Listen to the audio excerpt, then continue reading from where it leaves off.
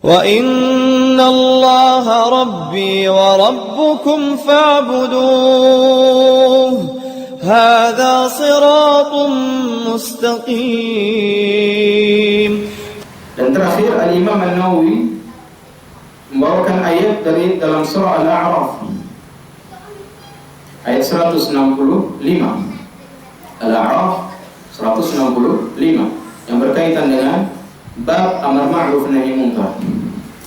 Allah berfirman, anjayna alladhina yanhauna 'anis su' wa akhadna alladhina zalamu bi'adzabin ba'is bima kanu yafsukun. Allah berfirman, anjayna alladhina yanhauna 'anis su'. Anjayna, kami akan selamatkan. Kami akan selamatkan. Siapa yang akan diselamatkan oleh Allah Subhanahu wa taala? Alladzina yanhauna 'anis su'. Orang-orang yang mencegah dari as-su', dari keburukan. Orang-orang yang mencegah dari kemungkaran akan diselamatkan oleh Allah Subhanahu wa taala. Artinya ini golongan orang-orang yang baik. Orang yang berjalan di atas kemungkaran dia nggak mau bela. Orang yang berjalan di atas perlakuan yang bodoh mereka nggak mau ikut. Mereka cegah bahkan, nggak mau dukung hal-hal yang bodoh, hal-hal yang menyimpang, hal-hal yang penuh dengan kekerasan dan lain semacamnya. Mereka tidak mau ikut-ikut. Bahkan mereka mencegah dari keburukan tersebut. Maka akan diselamatkan oleh Allah Subhanahu wa taala. Anjayna, kami akan selamatkan mereka. Wa akhadna alladhina zalamu, dan sebaliknya kami akan timpakan azab yang pedih bagi siapa? Bagi mereka yang menzalimi.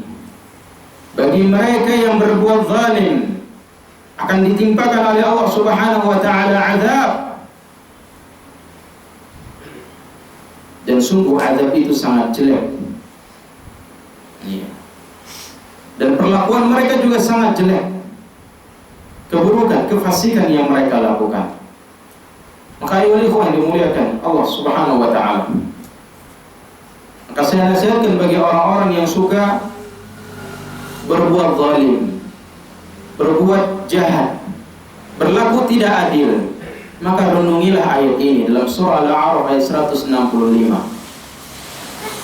Di mana Allah Subhanahu wa taala mengancam golongan orang-orang yang suka berbuat zalim, berlaku tidak adil, menuduh yang tidak-tidak.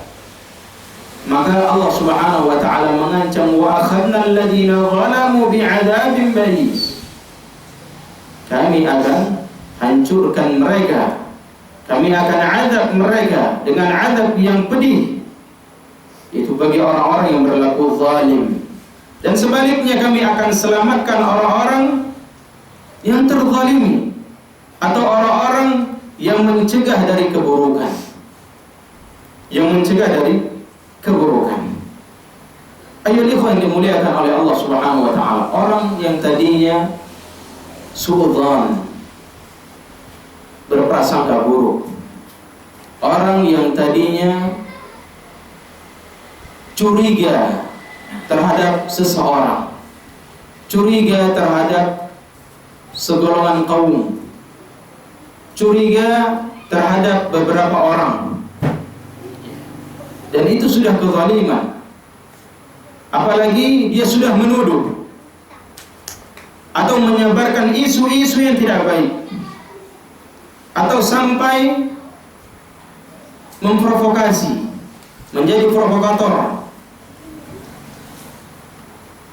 untuk mempengaruhi manusia agar mereka benci kepada si fulan, benci kepada si allan, benci kepada si fulana.